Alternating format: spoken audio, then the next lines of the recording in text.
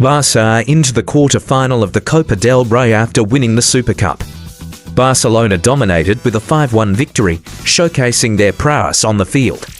Gavi opened the scoring early, followed by goals from Koundé, Raphinha, Ferran and the young sensation Lamine Yamal. Despite a late penalty by Vitor Roque for Betis, Barcelona's performance was a testament to their current form, as they have scored 5 goals in back-to-back games, 7th time this season. Let's analyze the game tactically. Everyone was taken surprise by Flick's selections for this game. The major surprise was Dani Olmo starting as a false 9 rather than Lewandowski, even though resting Casado and Koundé and substituting Frenkie and Martin appeared to be typical squad rotation. This season, this particular midfield trio had not played together, nor had we previously seen Olmo in the false 9 position, but it was worth the risk. Instead of forcing us high, Betis chose to block low in a small 4-4-2 defensive shape. But like the rest of us, Pellegrini was caught off guard by the sudden lineup changes that upset Betis' defensive strategy. Betis made sure their striker and center offensive midfielder put pressure on our center-backs to limit their ability to play line-breaking passes, even if they didn't apply much pressure. However, this strategy was totally destroyed when Frenkie dropped deep between the center-backs. During the build-up, Barca had a 3v2 advantage since their midfield pivots were unable to follow Frenkie without creating an enormous gap in their defensive structure. Bypassing Betis' first defensive line, Frenkie moved the ball forward with ease. Olmo cleverly filled the gap by shifting into midfield, giving them another numerical edge. Pedri, Gavi, and Olmo routinely outnumbered Betis' to pivots, so Frenkie's deep drop did not harm the midfield. Betis came ready for Lewandowski's typical movements, anticipating that he would push their centre-backs out of position to make room for Yamal and Raphinha. Their goal was to prevent their centre-backs from following the striker and to maintain their discipline. However, the twist was that Olmo was used instead of Louis. Olmo, Gavi, and Raphinha were a trio who continually switched places to make room for one another. Olmo and Raphinha's actions created space for Gavi to score in the opening goal, which was a good art. It was Pedri's outstanding effort in starting the attack. Although we relied heavily on the right side, we diverted Betis' attention by building play on the left rather than overwhelming the right.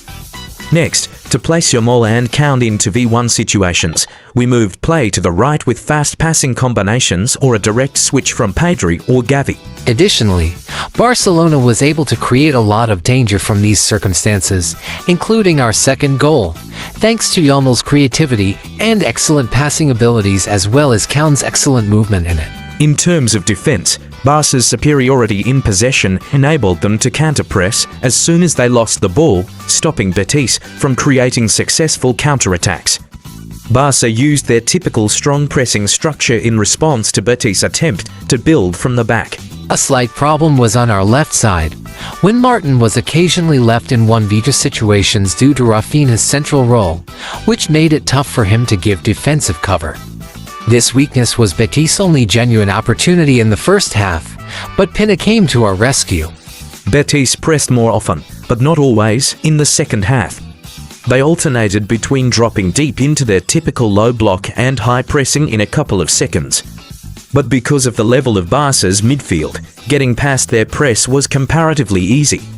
Barca utilized the gaps created in their defense in addition to navigating Betis' press with quick direction changes and short, precise passing sequences. As Betis advanced to attack, these gaps widened and were a direct factor in Raphinha's third goal. Barca kept up his application of the previous half's instruction, especially when Frenkie dropped between the centre-backs to create a simple build-up. Even after Pedri and Gavi were replaced, the midfield's numerical advantage continued. The tactical discipline of the squad is displayed.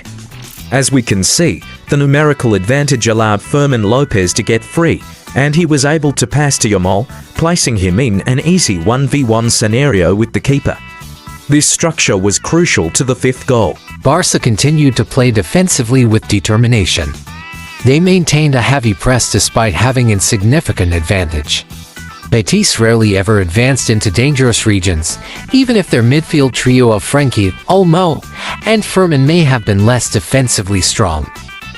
Barca's midfield marking occasionally showed flaws when they did make advancements. Nevertheless, these were rare occasions. Koundé made a regrettable individual mistake that resulted in an absurd penalty, which was the lone goal Barca provided them. To conclude, without a question, this was one of Barcelona's most thrilling games of the season. It was remarkable not only because of the goals or the non-stop offensive play, but also because of the exceptional technical skill on display around the field.